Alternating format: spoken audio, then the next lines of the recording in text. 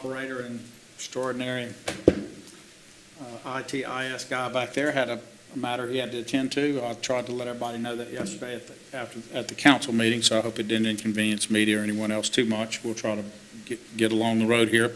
The notice had two items: Alex Connects groundwater reporting and public safety updates. We're going to finish the water discussions we had and get right into public safety. KLB had asked me yesterday afterward. We kind of had an overdrive, if you will, of other questions, and I guess the concern was, well, why are you doing this? Why are you talking about it? Is it something you're getting a lot of reports on? And it's not that at all. He asked, would it be characterized as routine? And the answer is yes, but it's different from routine in the sense that it's something we've all been working on and talking about, and it's something that cities, you hear a lot talking about all over. And someone may go, well, so why? Because the aging infrastructure is happening all over at the same rate for lots of cities. If you know, won't get into the two oldest settlements in the Americas, but we've got a pretty old one, not the oldest, not St. Augustine, but we've got Natchitoches is an old town, so it's going to have really, really old infrastructure in some places. But people forget Alexandria is a pretty old city, and the best about this infrastructure that was put in here is it was so high quality when done, and for, I believe, the years of Larry Matthews and other engineers in what I'd call the modern era, so we'll say in the last 20 and 30 years, was really well done, from roads and streets to what was required, sometimes to the great chagrin of the council, who would get complaints about Larry and others for being so exacting in what he expected. But you know what? A lot of that's paying off now. Having said that, your water mains, if they're iron, you're going to be facing problems as we go. So it isn't that this is new or an emergency or we're getting so many calls. It's that it's time to talk about the solutions to fixing the problem. And we will continue to point out to people the non-danger of this, along with it still needs to be fixed. And it's always good that you can go get those report cards graded by third parties. So we talked a little bit, Marcus, yesterday about the sort of the unidirectional flushing and the agitation that you can do to try to, which will loosen it up so you get a complaint, but ultimately flush it out. This was the latest request for proposal that came in July 23rd, 2025 on that. It was really high in terms of cost, so I think I just asked Marcus, you heard me talking to him, was asking if it was rejected, and so we're rebidding it. We're just going to see if we can get it down some. $1 million about? $1 million for a unidirectional flushing plan. But look, think about how complicated that really is. There's a lot of moving parts and identifying systems. The other big thing that you passed last night, Mr. Fowler, that's important was that other aspect of this, which is to identify where valves have been shut off, where they're open, and make sure that all of that is correct. And you might ask, well, how does that happen? Well, every time there's a city project or a complaint or someone has to go check a line or there's a break in a line, those guys have to go out and you have to shut off part to fix the other part. And over years and years of time, you can have vestiges of past projects where one wasn't open back up all the way, or it was. So all of that has to also be programmed. And best practices dictate you need to mark them. You need to make sure that those things are being done right in the first place. So let me just go over again, because I thought the reporter from KLB asked some pretty pertinent questions about how you assess some of that. And so I've done this before with you guys, Mr. Fowler. I will always go through the easiest two-part assessment on anything for capital projects or anything we do that's project-driven is going to be need, like how emergent is it? Is it emergency? Where is it? And queue. Where is it in the queue? So how long has that project been waiting versus another project, Mr. Villard, and then what is need? So obviously someone could be in the queue longer but get jumped, leapfrogged, if you will, by a project that has an emergency attached to it. But somewhere in the middle of that is those two things working together, and that's how that's done. So that's the general way, the sort of two big parts. And let's break it down for this, and we'll move on to public safety. We're going to look at the age assessment. So one assessment is how old, do we know, and how old is the pipe in question? Pressure, complaints, again, KLB had asked, well, what's the complaint part? Are you worried that citizens aren't? No, the complaint part's critical because it tells us if we get a grouping in one area, that's somewhere where, guess what? The queue might get jumped by the need. And so all of those get factored in, and when you have a program that does that, it does help us to identify and fix those problems. Size of the line will be one of the dictates of what we would do next, if you think about it. I said pressure. Known pressure versus changes in pressure could also be an indicator of where we might go. Marcus said recently there was a 1908 pipe replaced downtown. It was a valve. That's the oldest A one valve. I've seen in the city is a 1908 valve that was changed right close to City Hall. So again, they built stuff right then, but we're seeing that age come home to roost. And look, you guys see this all over. There's report cards given by the American Society of Civil Engineers and others about the status of bridges in America. We've seen some catastrophic bridge failures in the last few decades. That is a lot to do with a lot of stuff coming due, if you will, on infrastructure all over. Obviously, not every city starts at the same time, but a lot of this infrastructure that was built in periods of American time where there were massive capital programs do have a similar age tag on them, if you will. And so those things are happening, and we've got to do our part. So we can talk about what's happening everywhere else. We have to be, Ms. Felt, to the prescription for our problems here and do our part, and that's what that program's about. So the last thing I left off with KLB on it, which I also thought was a good place to leave it, was so how do you engage citizens more? And we have talked about the multiple ways to do it, in no small part the media and others making people know about it. I see Mr. Maxwell is here. Welcome home. I haven't gotten to tell you that. Good to have you back here. I know you've been covering a series that talks about a lot of the things happening, and I think we all have a responsibility to figure out how to engage on those things where it's great to talk about the problem, but also what are the solutions and who are the solution makers and what they're doing. And I look forward to those opportunities. I think they're going to be important. So it is critical that people call in.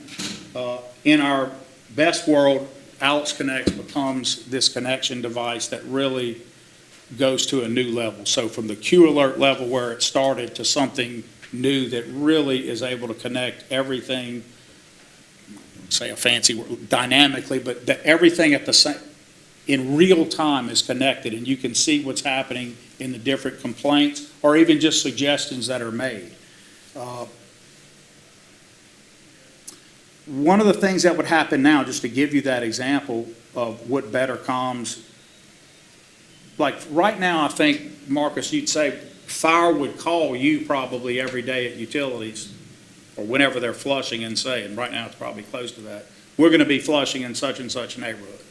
And the idea is then the city has to have the apparatus in place to then let the people know in that neighborhood we're going to be flushing. So I used to use a device, the council will remember this, I could go on a screen and draw with a pen, draw on the screen, and then record a message and directly call or reverse 911 everyone in that neighborhood and say, they're going to be flushing today, so here's what you should do. And we have our list of things for them to do. Does anybody want to guess whether that's effective today? Lack of landlines. I mean, this is how much things change in a day. You know, it's not something you'd think about, but the lack of landlines has changed all of the effectiveness of that. So in staff this week, I was telling everybody, I want my reverse 911 back. I want to make sure it's working and everything's in proper order. I want to use it at least in conjunction. But then I started getting the data of just how little the landlines are effective there. I still say you use it, right? It's part of it. There's lots of different ways to get messages out. But that one, a decade ago, massively effective. Today, not, almost not.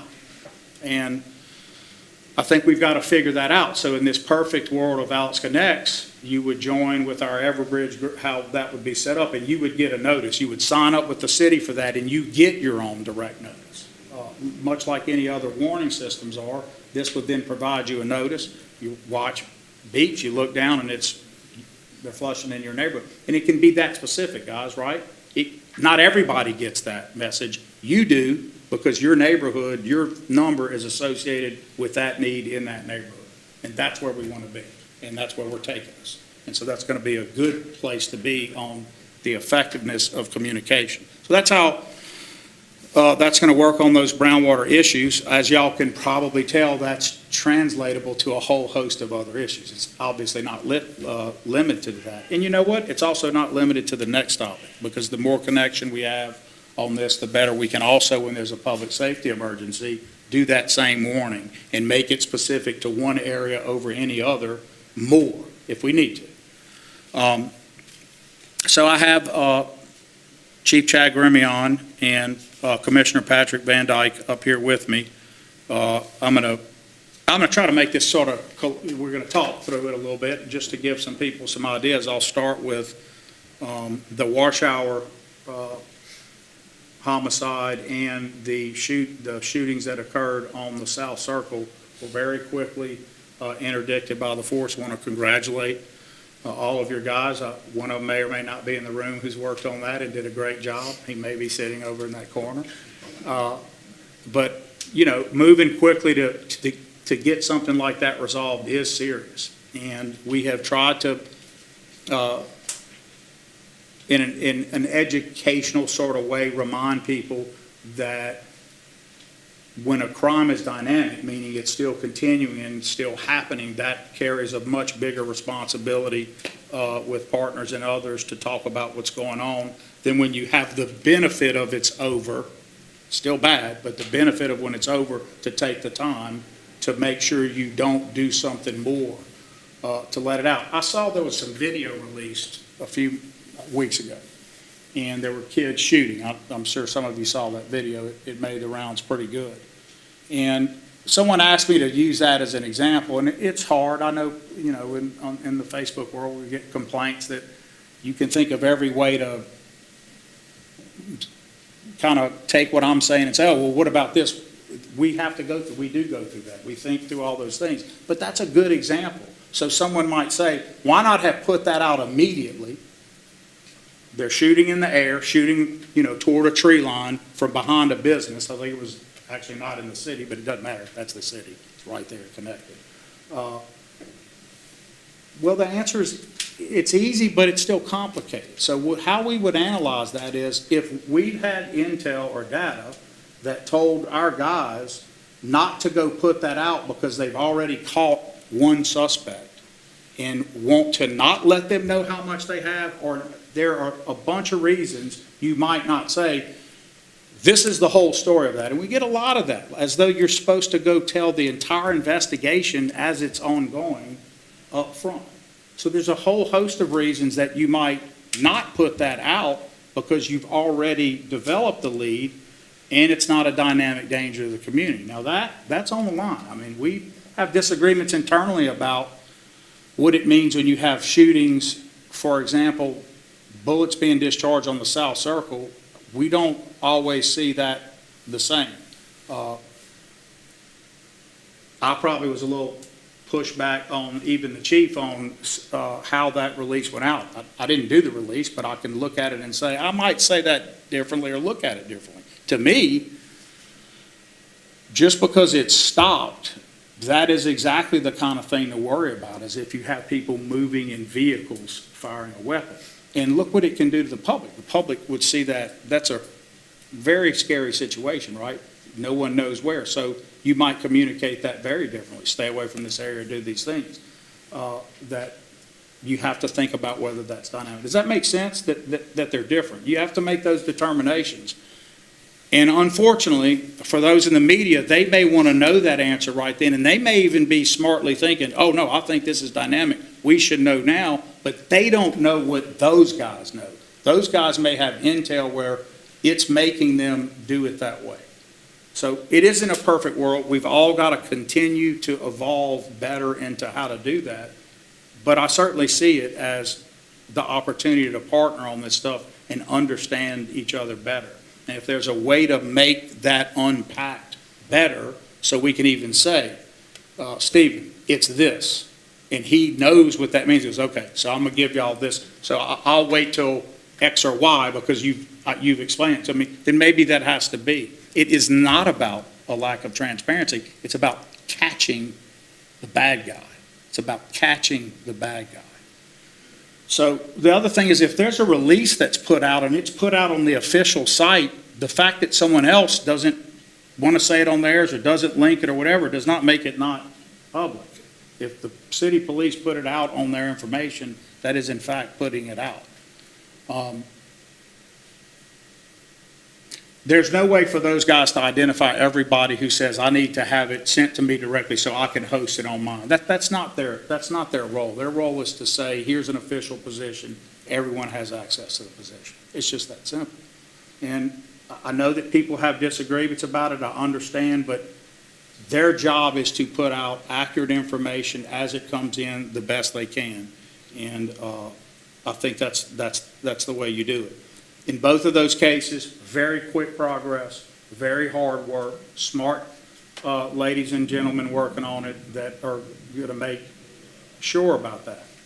There's another set of issues that we're going to have to talk about someday, and that is, these guys are making the arrests on time.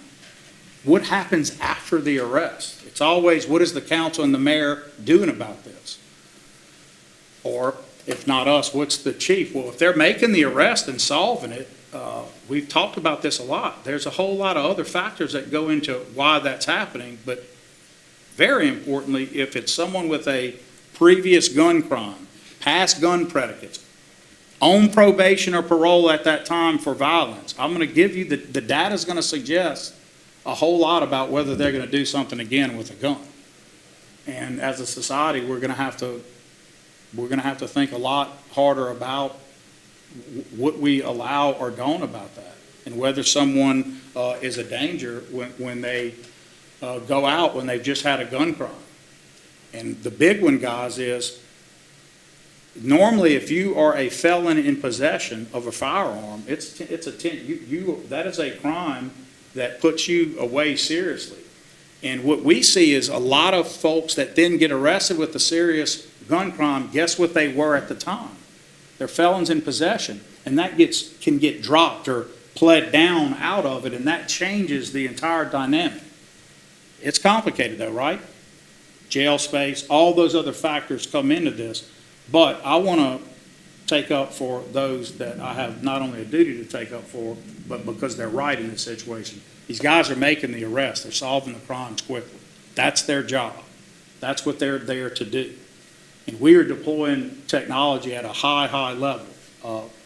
Whether it's drones or other things, we are doing a lot of things to make sure that people are safe, meaning our folks out there are safe, the people they're protecting are safe, the public at large, and not everybody, some people probably care a little less about this one than they care about other parts, but even the assailant is helped by technology.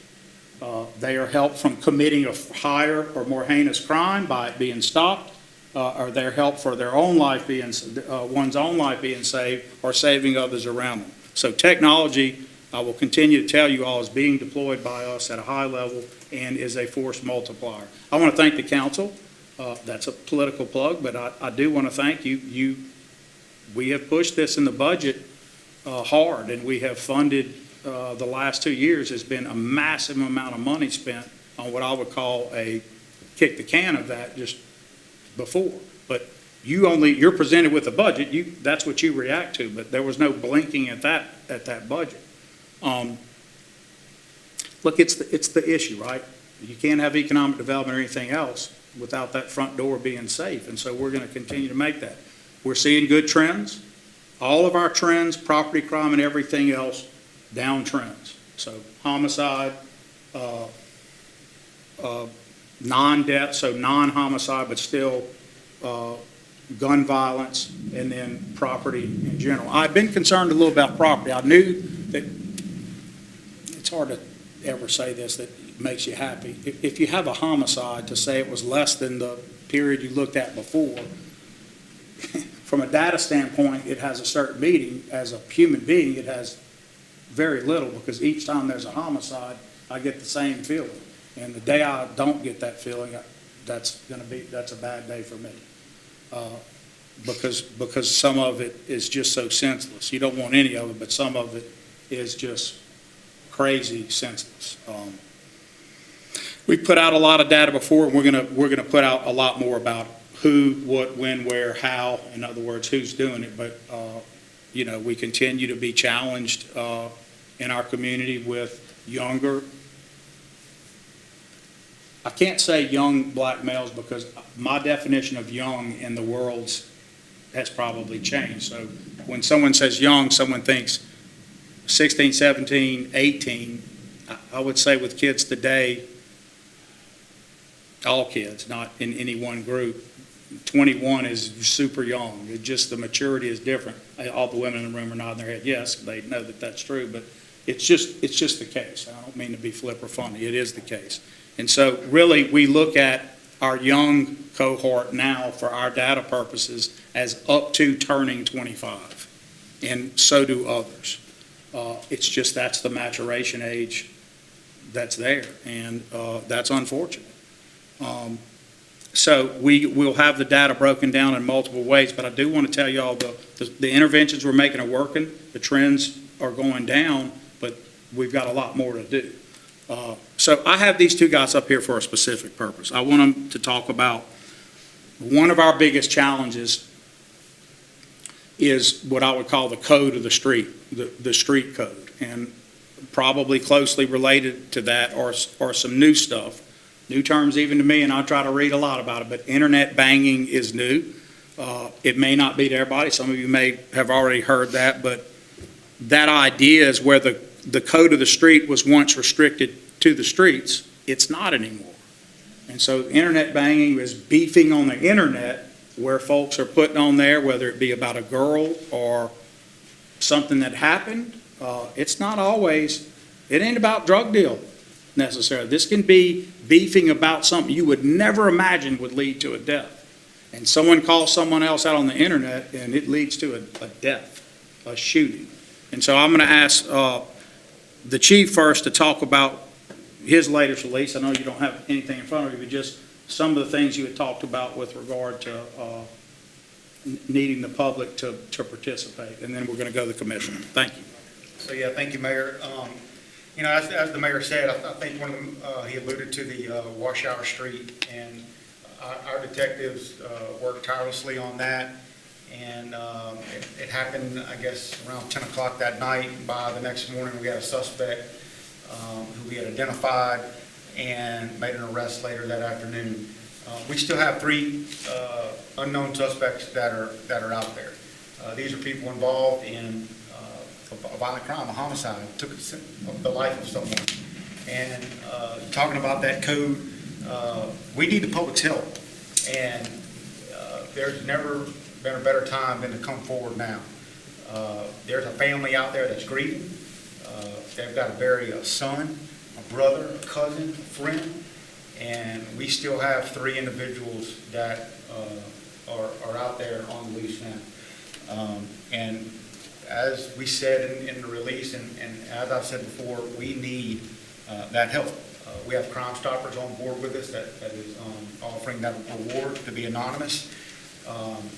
We just received a tip a few days ago about some crimes that happened here where Crime Stoppers was very valuable to us, and we were able to look at an anonymous tip and prove that tip was reliable, and the validity of it proved to be true. So we need help from the community, and I'm asking the community to break that silence, break that street code, and come forward. If it was your family member, what would you want? You would want nothing less than someone to speak up for your loved one. So, you're not helping anyone by staying quiet, and that's just one example. So we need the public's help to move forward with that. And look, as the mayor said, our crimes of violence and property are down. And that's because the men and women show up every day and continue to go to work here in Alexandria and protect the public. But we've said this so many times before, we cannot predict every place that a crime is going to occur. It doesn't matter if you have 500 officers out there or what the number is.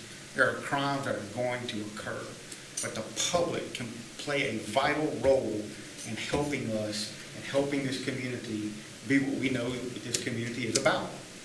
And it's not getting on the internet, being a keyboard warrior. It's not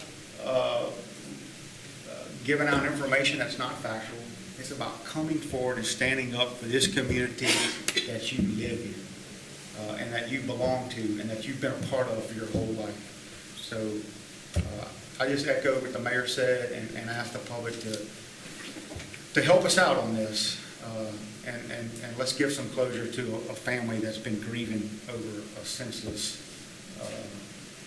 death. Chief, we've been talking a little bit about the challenges of what people who watch the movies would say we would loosely call witness protection. So a lot of what drives people not coming forward in the community would be the worry of retaliation, and that's a real thing. In fact, I didn't make the point well enough earlier. That's what we're saying. A lot of this stuff is over these beefs, and it's retaliatory. But it isn't retaliatory over you took over my drug area. We have that too, but was part of that code of the street in the old way you'd understand. This is a different level of loss of life over. It isn't about necessarily a territory or a drug deal that went bad. It's about some other form of beef, and I'm going to get the commissioner to talk a little bit about that. But I want to reiterate, the city doesn't have a witness protection program like the federal government can offer. Right. There are some limited ones, and there are some robust ones in states in other places.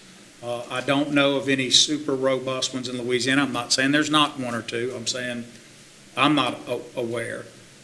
But we did do some things at one time here that people weren't necessarily aware of, and you should be. That's why that program is what it is. But we're going to be doing some different looks at how to help people come forward in a safer way, and we're going to be thinking way outside of the box on that, and that's a real thing, and because people really are scared. But I want to reiterate, I wish I could say, council members and members of the media, that that's the main reason that they're scared of retaliation, because at least I would understand that.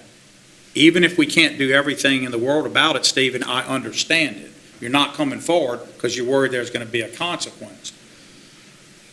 A lot of people don't come forward because they're not interested in the justice system that we all know. They're not interested in that. They are interested in the justice system of the street, and I'll put justice in quotes. That's even scarier. And that takes a community and family members and grandmothers and others that just say, no, I'm not going to allow that. I can't tell you how many of these things he's talking about. Some that have been, the ones that have been reported can involve even a grandmother or an aunt or somebody who does know exactly who was involved in what, and it is not going to come forward either. And again, if it were all about worried retaliation, I really would get that way more, but some of it's not. It's just different code. And we've got to do better about engaging people to trust us, and that's part of what Safe Alex is about, the non-police version of going out, our CSOs to give us some force multiplication there, but it doesn't solve it. So I'm going to turn it over to Commissioner Van Dyke to talk a little bit more about this code of the street. Yeah, good afternoon. And so I could honestly say that I'm sitting up here with a smile on my face for the first time because the crime stats are down. And whether you believe it or not, the numbers don't lie. And I'm going to pick it back on what the chief said. It takes each and every one of us to make it happen.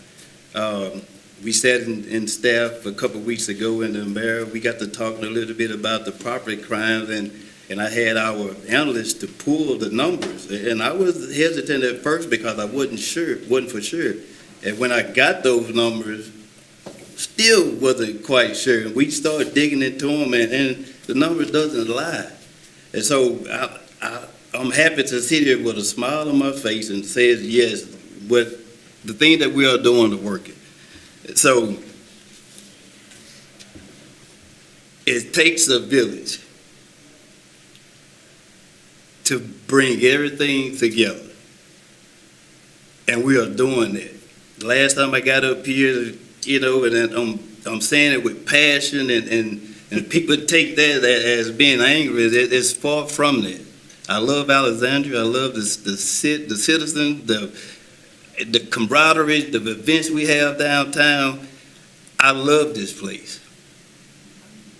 And to see different things on Facebook with the negativity, I think we do ourselves more harm than anything. We're going to work hard to keep the city safe. We're going to continue doing what we are doing. It's obviously working. And if you are a criminal and you depending on this whole street code thing, the street code went out back when landlines went out. If you depending on that, you shouldn't, because it doesn't work anymore. We have a lot of good things coming forward. The mayor mentioned the CSOs. This is a program that we sat around several months ago. Tanya and I, Shannon, Stacy, we started kicking around the idea of park rangers. Now, that doesn't sound right, and we kept going with it. And by January, we had something solid, community service officers. By May, we used them for the first time. By July, we orientated the second batch of them, so we have 8 total. We are putting those guys on the street tomorrow, and I may be getting ahead of myself, but I'm proud of that, and I'm ecstatic and waiting to see everything in action. It's a careful thing. It is. And so, and I can understand people getting frustrated because of they see lack of information. I can tell you, I get frustrated too. You're watching some of the crimes, the news on television, the big case in Moscow, whatever state it was, Oregon, I think. So you see these cases, and I get frustrated also. Man, why they won't tell us? Why they not telling us more and more? Where's the reason for that? And then if we could give it to you, believe me, we would give it to you. I'm sometimes blowing up the detective phone. Hey, man, we need this information. We got to have it. We got to pass it up. So if I can't get it, we're not going to pass out the wrong information, bad information. So be patient with us. If we understand your frustration sometimes, but we're getting it out fast as we can, being as transparent as we can, and bear with us. The transparency for us is not, there's no interest in us not telling people what's going on to make them safer. I never understand the logic of thinking elected people or people in charge would have an interest in that. I can hear what they say, but it just doesn't make sense. The real thing you want to do is have everyone know and appear to be and actually be a person giving information. But I mean, the chief just did it. He said that there are 3 still out there and 1 was arrested. There was a time when probably our guys would never say that. And believe it or not, we talk a lot about that, and I push about that. Say more. And I used to would understand why they said less, and would join it in no, make sure it's right. So sort of, if you think about it, you talked about it, Stephen, in something you were saying about your own integrity or how you look at the job in this iteration of life, how you see it. And there's always a battle in journalism, right, of being first versus getting it right. So those are 2 things that are oftentimes at odds, right? They're oftentimes at least competing. I won't say at odds, they're competing. To be first is to take a risk, right, that you might not get it as right as you could with all the facts in as if you had more time. But there's also a push for you professionally to be first, to show that you're out there on scene, at the right place, at the right time. Well, in a similar way, but also in an opposite way in some cases. To get information out when it's not ready can actually harm an investigation terribly. In fact, it can create a situation where you're never going to now break that tipping point that you were going to get to because you just winked and told somebody who was able to go stop the next thing. So here's how this different new age. We know because of the speed of information that you guys are part of, and all of you every day on your phones, that it's just different.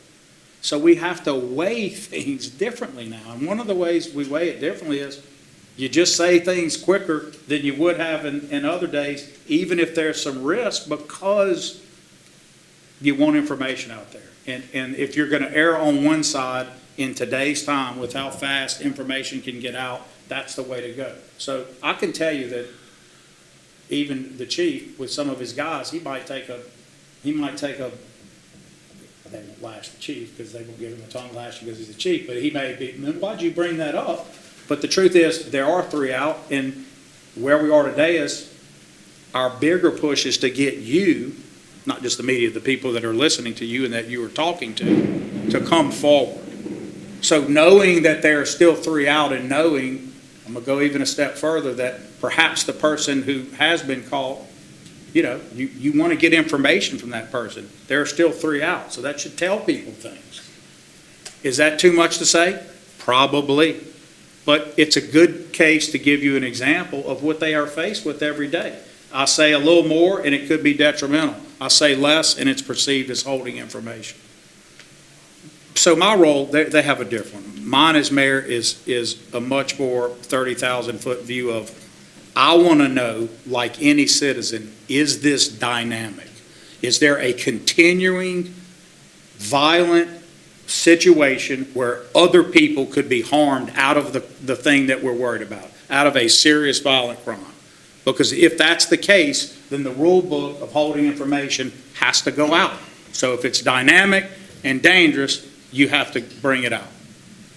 If it's not, then of course I want them to be able to have the benefit of hindsight and looking forward. So you guys have a role in that. Your role is going to be push, push, push. If you think it's dynamic, push even harder, because that's your role. And what people need to understand is the roles are different, and that's okay. That's how we have it all set up. That's what, from the First Amendment to the whole dynamic of having an open media in this nation is about, is they don't have to agree with us. I don't have to convince them, and they shouldn't even be convinced. They have a different job to do. Their job is to get information out. At the same time, you guys are all citizens, and you're all have concerns like any citizen, and we have to be able to work on those moments where when it's not dynamic, we can tell you, and there's some trust, not asking you to have any blanket, but some trust that, okay, this can be waited on. That ain't going to stop you wanting to get the bust the good story first, and we understand that. But this is something that we have to continue to evolve better as a society into how to do it. And technology allows that, and it allows a lot of opportunities. All right, so I want to make sure, I'm by no means a pessimist, but I'm not a, when we say things are down, I would be more lawyerly about it. I'd probably say trend lines are down. So when you take a trend line through, we are down, and we can show you interventions and things that are happening. I am not by any means, nor I know these two aren't, satisfied with where we are. And I do want to make sure we're always owning those things, that whether we think it's being pushed and it's the wrong question, like how many officers is somehow a panacea to the problem, versus we are short officers. So let's be clear. We want more badged, weapon-carrying officers, and that is needed. And that's unfortunate. Six start Monday. 6 new start Monday. There was a day when I would have had 10 and thought, oh yeah, we need to be, but that's a big deal right now in the hiring in this country. So with CSOs, with tech and all that, it gets you there. There is no magic number. When people say, well, you're down this, okay, so whatever number you think it should be that you're down, I can tell you that would not change Warshauer or the South Circle. That's not what would change that. because you can't have an officer every place where a crime is committed, particularly domestic, but drug, violence, that kind of thing. And by the way, where officers are seen and they are followed and their scanners are listened to and all of that, criminals do it away. But let me just say this, if I recall, we were running a massive load on one of those instances, and we're close by. There had been an event earlier, and it still occurred.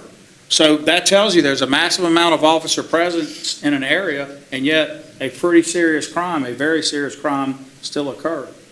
There's a lot of things that are happening that lead to it, and there are some mayor stuff in it. I know it's always, the mayor didn't stop crime. I struggle with the idea that being elected means crime would stop in Alexandria, but I do have an independent role from them, which is a preventive role, which is about trying to make interventions in young lives, et cetera. And I just would say, Tanya, the amount of programs we run are tremendous, and it doesn't get picked up by the media. We're asking you, put that out too. Show how many people went through these camps. Show how many people that we're serving in our community centers and in our parks. Those are important things to say. And the reason they're important is this, what you said, Commissioner. We focus on the negative here, and we are hurting ourselves out in the bigger world by making ourselves be defined only in one way. We, as Alexandrians, need to talk about all the good things, the reason people are here, the reason people live here, come back here, want to be around all the outdoors and things that we have to offer. Those things are equally important to talk about. We're not going to quit working on criminal issues, and especially this violent crime, we've got to do it. But we also, it's a cycle, like others, like being first versus getting it right. That cycle is, you've got to have a quality of life and people wanting to be here and pumping it up too, so that you have the tax base to, guess what? Have officers, have all of the different facilities and things we do. So all of that is part of this cycle that we have to live in. I'm not trying to be preachy about it, guys, but it's all related. I see it. I've been doing this enough time to see the relationship of when the belief in the institutions break down, that's a problem. We hire hard. We want constitutional policing. And so we're someone who can't pass the matrix, they're not going to get hired. If you fail the psychological, you may get hired somewhere 1 week later, and it happens to us all the time. A lot.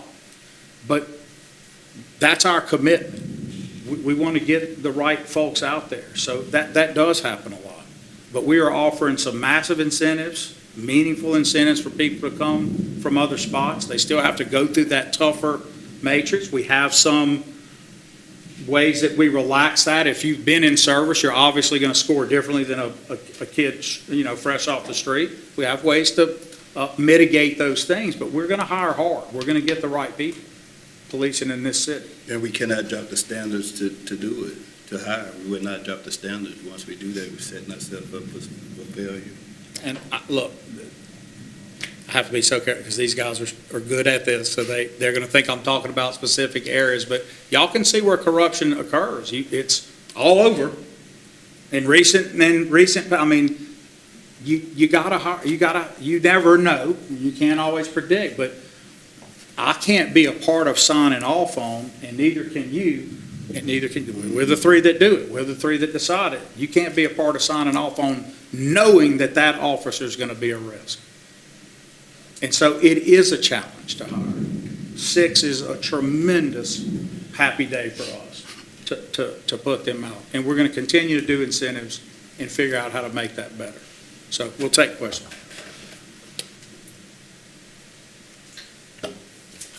So you mentioned Safe Alex a little while ago. What is the current status of Safe Alex? Your questions are always hard for me to grasp. The status is it's going forward.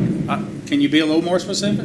As in, how many people have you hired for Safe Alex? What are the current initiatives being done by Safe Alex at this time? Okay. I think it's all published, but I'm going to give you an exact schematic of everybody hired and what each person does in their job.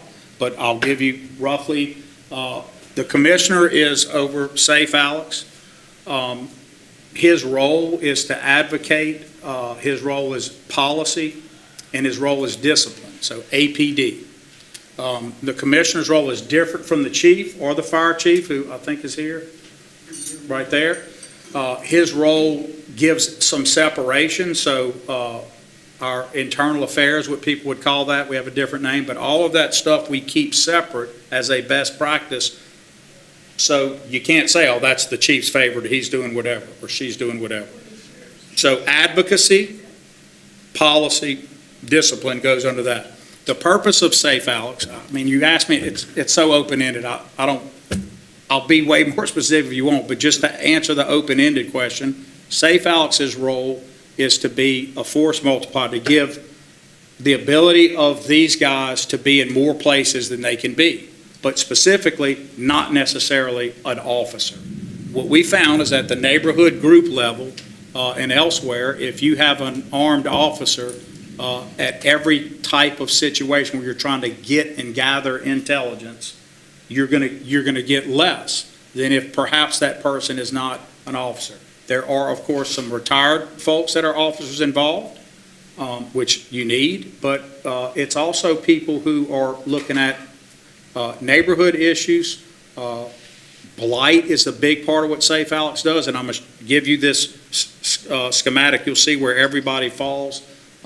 Community services, support, so the CSOs are new, and I think that's maybe what you were asking about the new folks coming on. There was already a Safe Alex component. What we've added to it are these community service officers who are uniformed, badged, they have comms, and they're able to go in all of the parks and different areas, identify problems, and get the commission guys over there immediately if needed, but it has a good effect.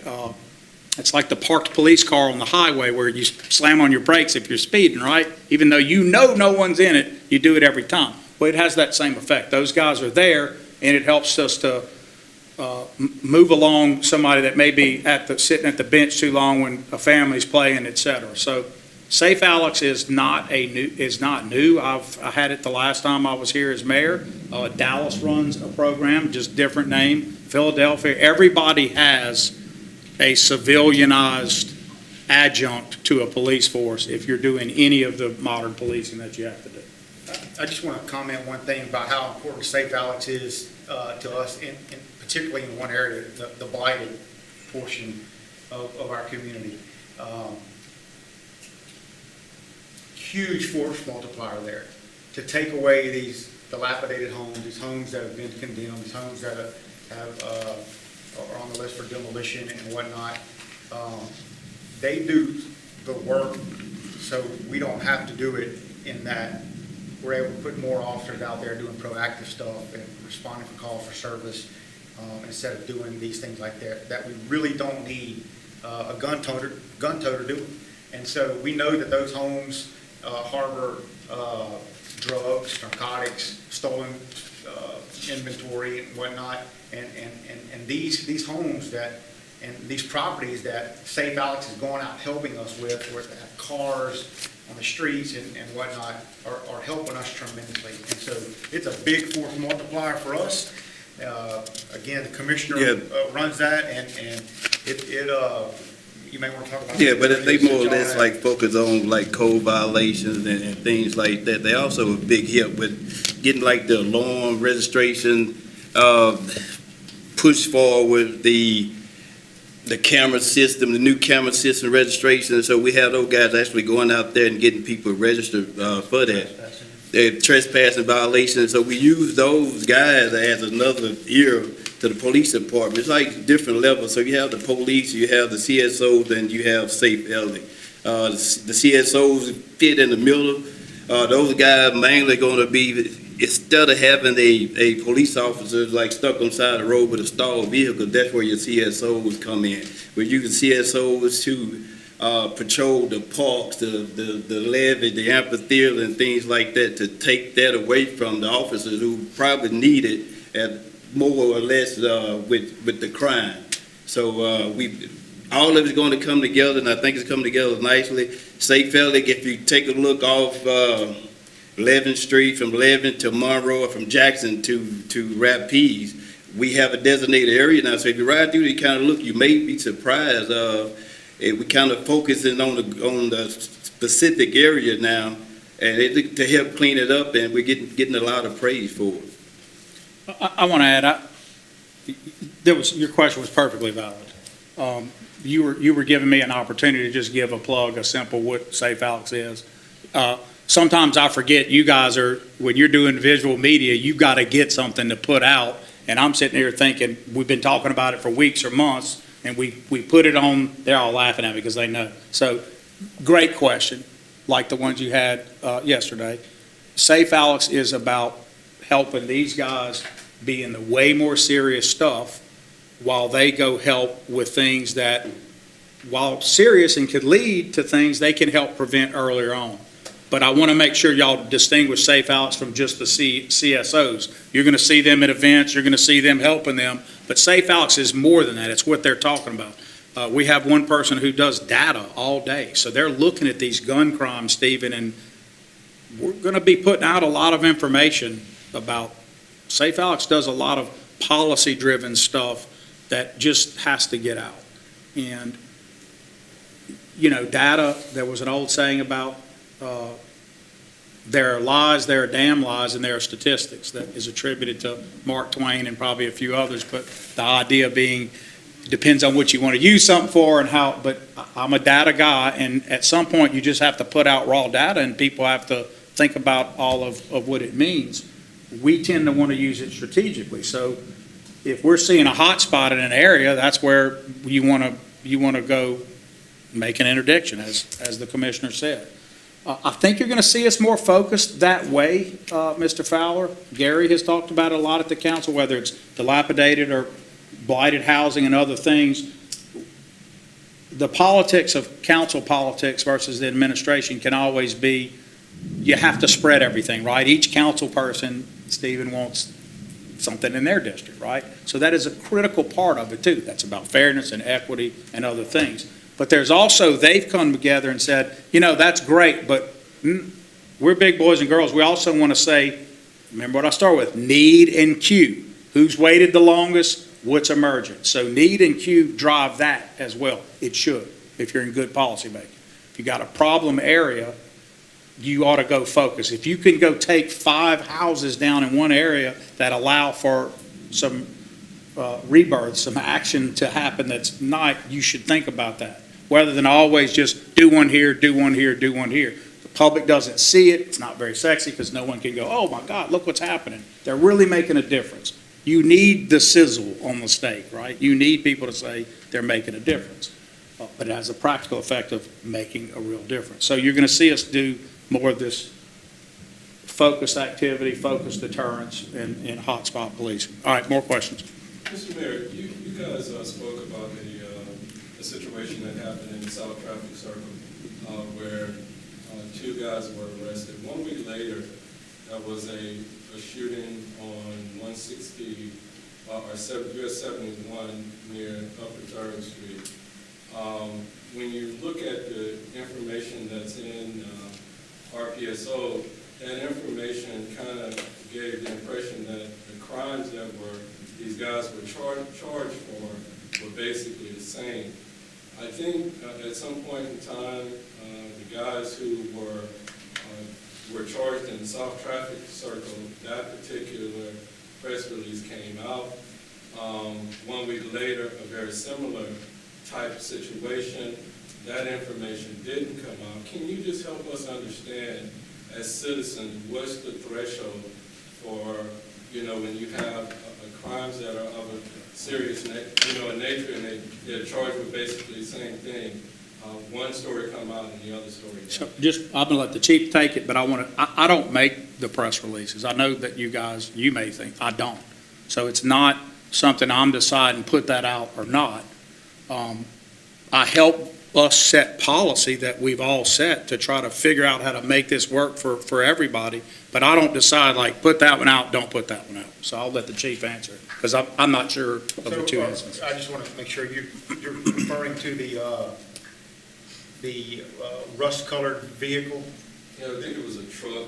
Truck, yeah, okay, I'm familiar with it. So let me just say this, I'm not real familiar with the particulars of it. Is it a city Because- one or a parish? No, it was a city, and there is no way that we can give a press release on every single thing that happens in the city of Alexandria. And if it was something that we needed to put a release out, I would have put a release out. But I'm not familiar with all of the details with it, but I didn't feel that there needed to be a release on that. Did you, you said the sheriff's office made a release on that? No, I actually looked at the information that's provided by RPSO. Okay. And it you know, in follow-up with RPSO, they said you guys were the ones that made the arrest. I don't know what it was, I don't know what was released on it or what, but, well, Uh-oh. we're out. We're back Let on. me just see if, hold on, just so we're still recording, we may all look like we're back on, but he may not be back on. I see the lights, but that doesn't mean it's. We're on? Yeah. That may be you may not need all that money I gave you yesterday. I would have thought that thing would reset. So if you could show what it is and you could make a comparison, you're getting asked, I don't know if it's even true what you're being asked. Yeah, I don't know what RPSO, what they were looking for. Like I said, I wasn't aware of all the particular details on that. And they may have seemed similar, but being totally different too, so. But when you look at the charges, Commissioner, the charges that were, and I'm pretty sure it could be a mistake, but when we compared it, the charges look the same.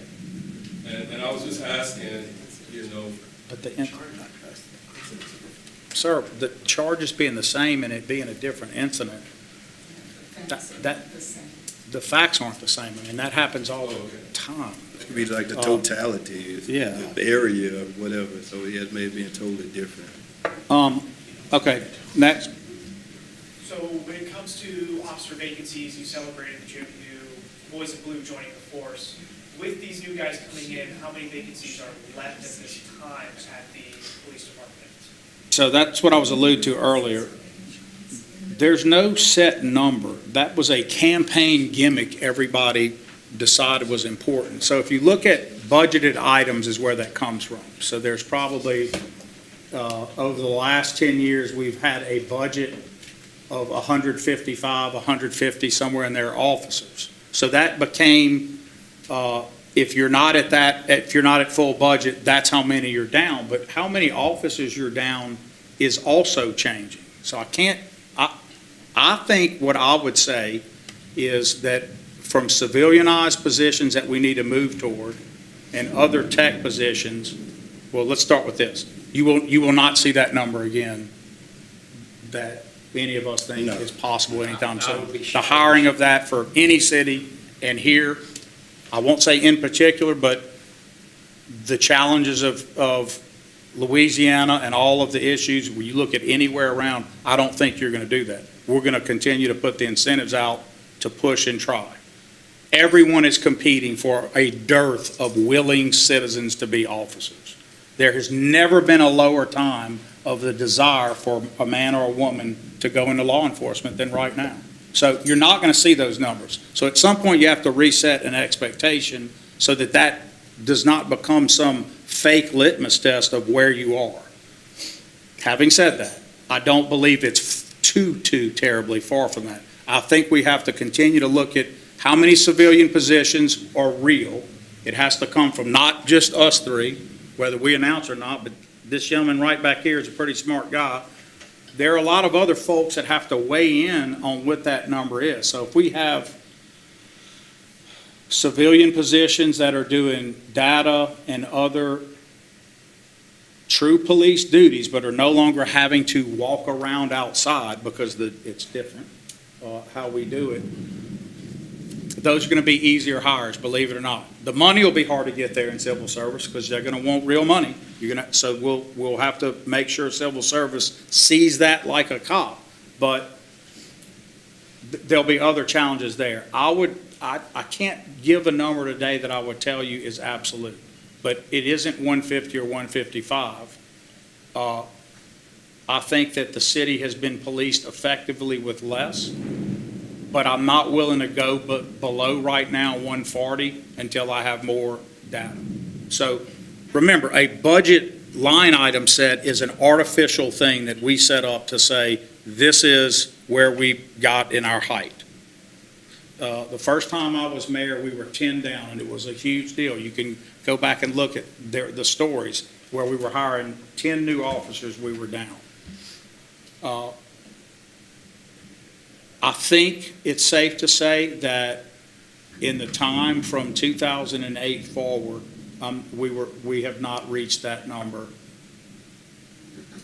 I don't know, I wish Darrell Bradley were here, I don't think ever. So there's never been a trend line where it went back to that and it's down. There's a problem in hiring officers. There's a problem in the interest of people wanting to With the police. supplementation of technology is filling that void. We don't fight wars like we used to fight. It used to take 300,000 men. It doesn't take that anymore. So where we lacking in bodies, we are filling those with technology, with the cameras, with the drones. So we have the technology, thanks again to the councilman, we are filling the void. So that number being short, that number moves. So But we are short. We are Yeah. short. I want to be clear. we'd love to have 20 more officers. Yeah, we are short. And I think that you guys are right to push that question and talk about it and what are you doing to hire it.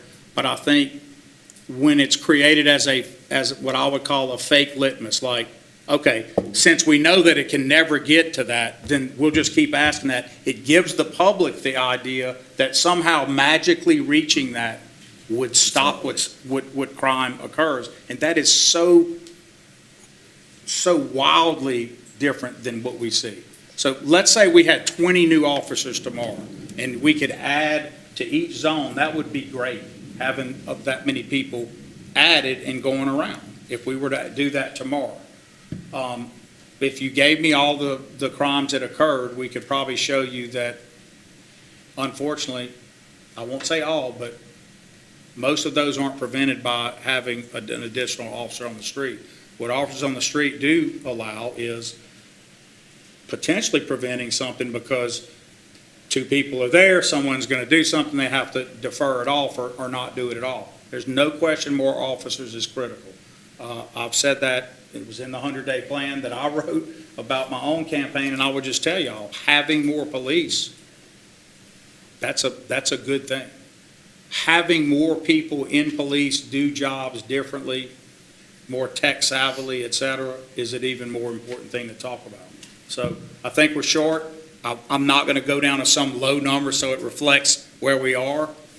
I have thought for the last 2 years it's probably, I won't come off 140 until someone shows me less than that. So that's probably already a net 10 to 15 off of where we are, but we're still short. We're adding 6. If we stay around the 100 range, that gives you an idea of where we are today and where we'd like to be. But if we're adding to that, all of our Safe Ops team and our CSOs that are doing what some of that extra officer complement would do, then you're less short than that. If that makes sense to you. If you challenge me to give you what a number would be, I would do it. I think that it's the task would be undertaken by looking at optimum zone fills, how much overtime is done where people aren't doing it to make the money, or doing it but they're tired and they would like to have time off.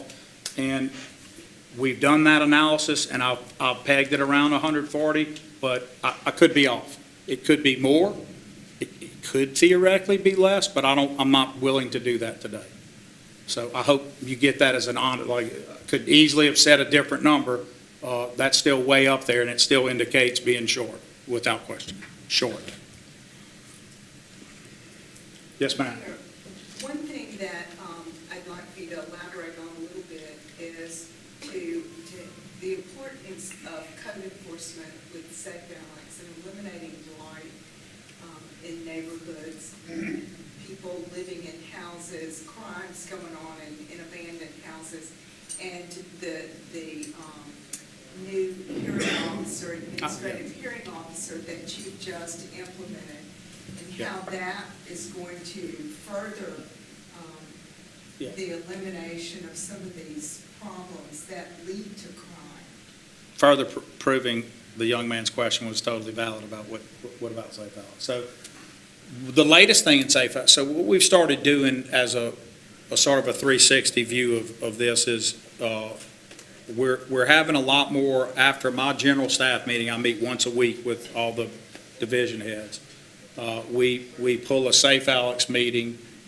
We're a little off right now. We were religiously doing it every week after that to talk about, okay, what are you guys seeing out there? And out of those meetings, and it was very good, came some real concern about what I would loosely call squatting in houses. It's probably a more modern word to use today, but I use that one kind of purposely because it's not just someone, Jack, that broke in and is unrelated to the family. It could literally be someone, Stephen, that knows the family but is definitely not supposed to be there, right? So they know aunt died. They know the house is in a succession. They're not her first couple, they're one or two off, but they know enough to know that that house is available. And those folks may go in there and take that over. So we're met immediately with immense challenges for a law enforcement officer to go knock on that door and get anything more than this. Yeah, I can be here, please get off. Without other calls, they're in a tough situation there. So Ms. McGill's is bringing up in Safe Alex, where you have code enforcement issues, what do you think usually goes with that house that someone's squatting in? Code enforcement problems, tons of them. So there are lots of reasonable causes that maybe not all the way to probable cause, but reasonable suspicions that start building up to that because there are these code violations. And a code enforcement officer in Alexandria has the authority to go knock on that door to discuss a code violation. So these are new ways that Safe Alex is used to go gather information, bring it back, and help them develop the calls to get in the house. Because I'm back to my point about sometimes what we know and can't put out to you guys, but we really do know it, we can't do it because it would hurt the investigation. There are times when we know who's in that house, and we know what they're doing in that house. We just don't have probable cause to make the interdiction. So you can see how using these other means can get you much closer to getting there and getting in that house, or at least finding out if you even have a right to be there. Because in America, if they don't have the cost to go in and stop and make an arrest, you can shut the door. The highest place you're protected is when you're in a home where you're authorized to be. What we're trying to figure out is you're not authorized to be in there. And that is much harder than you guys may think. But I'm glad Ms. McGill's brought it up. We're going to be bringing some things to the council that add a couple of very simple things to code enforcement violations, Jack, that are going to lead to some better ways to get in. Ms. McGill's also brought up, and y'all will hear about it, we will be appointing ALJs, administrative law judges, to start hearing those blight cases, to move it off of y'all's pile of giving them an extension every single time after you tell me to make it harder, and putting it on an ALJ, which makes sense for y'all, but they're going to gather information, they gather evidence, they have a little mini hearing, due process is more protected anyway, they still have their appellate rights after. So that is a best practice that's long overdue. We've been talking about it for 10 years. So we are going to start that ALJ process. Those are going to help move things along and get dilapidation, other than the breakdown in the home, which in my mind is number one, no question. Dilapidated housing, broken window theory, that kind of stuff has a huge, huge impact causally on crime. Causally. So, I'm coming to Safe Alex also attends all the certified neighborhood meetings throughout the Yes. city. And they're there to answer questions, to talk with the citizens, hear the concerns, and they know what's happening in the neighborhoods. They see it, Yeah. they're boots on the ground, they're able to check on the concerns that we have. And I've seen Safe Alex be a tremendous help with moving on these neighborhood issues that could turn into something bigger before they get there. And so, that's another thing that they make. a point So that's to. probably the biggest point I should have made first, that they attend every neighborhood meeting. I said we have the neighborhood specialist that's led by Charles Frederick, but that was the primary start years ago when we did it. It was literally go make sort of agreements with each neighborhood. What is your biggest concern? Is it high grass, or is it a drug dealer? And what house is it? That's what it's set up to do. So that's the primary purpose of Safe Alex. But as you can see, it's evolved into more help for them, because what you don't want when you're short officers is those guys to be caught up just in a neighborhood meeting, even though they got to learn that data, they got to know their neighborhood, but you want Safe Alex to be able to help them, get that information to them, keep them prepared, but have them out patrolling the streets for the more serious stuff. So, Mr. Yes, Mayor, here's a question from the audience out here, and that question is, there used to be an incident, monthly report that came out from the police department regarding the number of types of incidents that happened within a certain period, a monthly report period. Is that something possible that the citizens could see something like that occur again, or, be reported on again? you mean, So we are moving to some new record management system, and we'll actually have a public page on that we will be able to direct those types of reports and whatnot to our public page. The platform is beautiful. I've seen what it looks like in other cities. We are going through the process with the vendor now to update our very aged record management system and our computer-aided dispatch. So that is part of something that will be coming out as soon as we complete the integration of that. from day one, I wanted CAD to graduate from just the computerized automated dispatch system that we call CAD, to Jack, maybe it's beyond even what you're saying, to a hotspot page that shows, here's the city, and it's showing live where things are occurred, and it can even then have a heat map associated where if there's an incident, it can show, over last week, this is the hotspot. We know where those hotspots are generally, we're running hotspot analysis now, but the public would be able to see that. The only negative to it that I always worry about is it's going to be grouped in areas where there are challenges already present. And what I don't want is ever to use a system of identification like that to suggest that one place in town is unworthy or doesn't have all of the same. In other words, we're going to need you guys, if we're launching this, to make sure that we're not saying that this place, don't ever go here because this is all going on. We do think, overall, in value, the more transparent and what people can see, the better they feel armed with information. But we want to make sure, so just putting out a sheet, I don't know how it ended or started, but just putting out a sheet for you to keep highlighting, Alexandria has these challenges to everywhere, doesn't tell people information, number one, because they don't know where Washour Street is. They just hear there was a crime.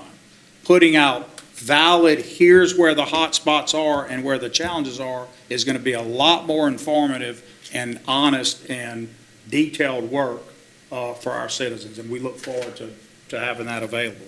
We've been at it for a while. Some of that stuff takes a minute. Councilman, I know you think, why can't you just buy the software and load it up? It doesn't work that way. You've got to connect to all your GIS. Everything has to be in place to do it. So they're nodding their head because I've been frustrated about the time, and they're a bit frustrated about the time, but we are talking about it weekly. All right, next. We just pay for it. Yeah. Well, you can also get on us when it takes time. At the neighborhood meetings, Lieutenant Joseph is usually present on all the ones I go to, and he does give the stats for that neighborhood or that area. So that, because those people know their area and can see, oh, here's what I need to watch out for. There might be a strike of car break-in, so we need to make sure to look at that. And so that is at the He does a great job. He pulls all those stats, compares them by quarter, where they Yeah. were last quarter versus this quarter, where we were last year, year to date, where we are this time, year to date. And so he does pull that out, but But right now, it takes a lot to get that it data. does, it takes a lot Yeah. to, And remember on property crime they're crimes of opportunity, that's not, so even if they're making a bunch of cases, there are new people, property crime for many factors, as you know, Councilwoman, it's a problem everywhere. From the factor of need, like I can't work, to all the way to I'm just a criminal, this is how I make my living stealing. There's a whole gamut of things that it runs. But if you look at the data on property, when I came in, I heard it more than once, that if you call on a property crime, and I'm not gonna say how I know it for sure, but I do know it, you might be told by dispatch or someone at APD back in 2022, we don't have time for that. We're not messing with property crime. The first time I heard it, that was hope nobody's hearing it. Let me know if you're told that by the Alexandria Police Department. That's not allowed. Again, property crime's relationship to violent and serious crime cannot be overstated. I mean, that relationship is there. But when you look at this trend, we can even break it down and show you where spikes are. Because remember, you're talking about a smaller city where spikes are individual, in this case, no guys, who were really hammering stuff, whether it be a rash of car break-ins or, y'all remember the big one all throughout the Garden District and elsewhere of those. We solved that. That was a tough one, but that individual was so prolific that it altered the stats to catch that person. That's how much was happening. And so there you have it. It's a good trend. And I didn't go into 2022. The day I made sure and counted only all the way to 3 and put it to date, and you can see what's going on. So there's a spike here, and it's a person. I mean, it's a, you know, but they're catching them. And the point to make here is we're not going to treat property crime as some kind of lesser, don't worry about it. You talk about antagonize your community or make citizens lose all hope is if you give up that ground and say, oh, we can't worry about that. I do still hear from time to time, they seem to be less worried about here or this. Look, I take all that seriously. If people tell me that, I'm going to look into it. I know these guys and girls are doing their job, but if someone has a concern that a property crime isn't being taken seriously, we're going to look at it. We also look at some unsolved stuff, and I think you're going to see us start to take an increased look at that, whether it's the popularity of shows that show people going back or the justice that's required of us to not give up on an unsolved murder. You're going to see us, as we resource up, look at a lot of those. That causes multi-generational harm to families to not have that stuff solved. And if any of you have experienced or know that, you know that it does. So we do take it seriously, and we'll continue to. All right, one more, and then we're out. On the topic of divulging information, could you clarify or explain why one explicit media outlet received an exclusive press release over the other media outlets? When you say exclusive press release, you mean, One that was not publicly available, posted anywhere online, but given to this one media outlet? why did Mr. Maxwell get something that you guys didn't? Yeah. Okay. Well, look, I'll dive right into it. Here's the deal. No. We're not hiding anything. We want media. We want media. We need media. in media with integrity that follow journalistic rules, And we need, and the mayor. more than anybody, we need good media. The mayor said it earlier, you know, about giving in information with trust that it would, a release would be later. You know, all we're asking, I said it, factual information. Putting information out there that's not factual is just not good journalism. And it was happening a lot. And And he publicly made a commitment to what he was going to do. And so that's how that works. No one is required to treat everyone who says they're a journalist as though they do anything differently. Our policy is we should have an official site. Mr. Caffrey was probably not happy about how that worked because he wants it to all go one way. But any journalist is entitled to ask the city for an exclusive or to work up a story they have interest in. And when that journalist operates by rules that are very easy to find, I thought this might come up, so I brought those rules with me today. I'll be happy to read them. Then that person can get an exclusive story. But if someone plays the game of false editing, where they take a statement that someone made and they go join it in an edit to a statement that makes it completely contradictory when that's not in context what was said, that's going to be considered by people who have a brain as not totally fair. And more today, I would say, more today with the power of this, that is a danger to the public. To give people false, fake news and information that makes them think something or rely on it that they think might be official and it's untrue is a danger in our society. And it's prolific.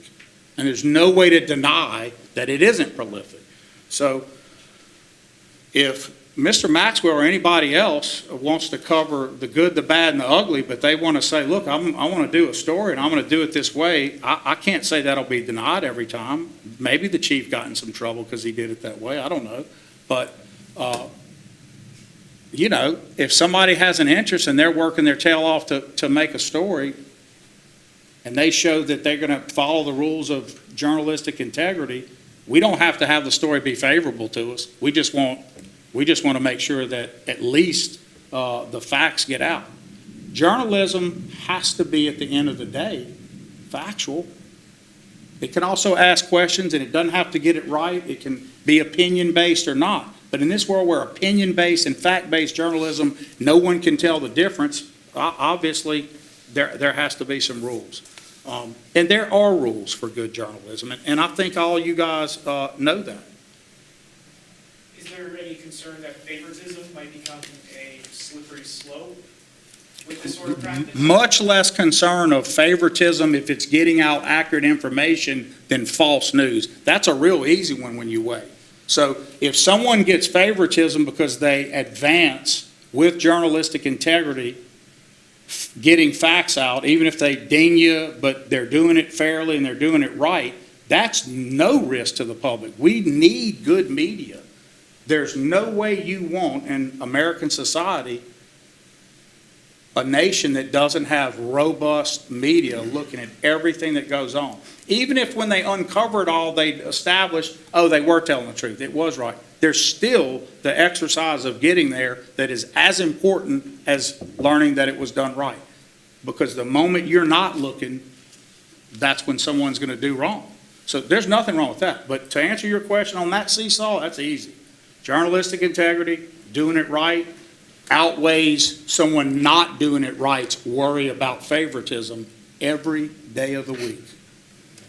Every day of the week. All right? Look, let's make the offers. Let's work together to make it better. You got things you want to do, you got stories you want to break and figure out. There's just a set of simple goals to commit to. And they're in multiple journalistic schools of how you do it, whether it's a university or not. They're simple. I've beat them up too long. I'm not going to do that to you today, but they're easy to find. And with AI, all you got to do is you can ask one question. Journalistic integrity, it'll spit them out. It'll write a whole little paper for you about it. And so we're going to always be looking for those opportunities. My job at the end of the day, Stephen, is to be a cheerleader for the city. That is a mayor's job. Any mayor that doesn't want to talk about the good of his or her city that he or she leads, talk about what's happening other than just negative, is not doing the job. That's the only way to advance our quality of life. So if you or anyone else is working on the good and the bad, but also out there working on good stories about making us better and doing that, obviously, people like it because I saw their reaction to it. People like that that's happening. People have been starving for some positive energy about what's happening in our community. And I'm happy it's happening. Stephen doesn't get yes on anything he asks for at all. He knows he's asked for stuff recently. That's not how it's going to work, but at least be fair. There's countless stories that have been done that are so false, guys. They're just not even Or close. lack of coverage. Or no coverage of anything positive, Very only positive things. negative things. Or coverage in other towns and cities of all their stuff positively, but it's just been going on. It's got to stop. Make no apologies about it, it's obvious. Okay, thank you very much.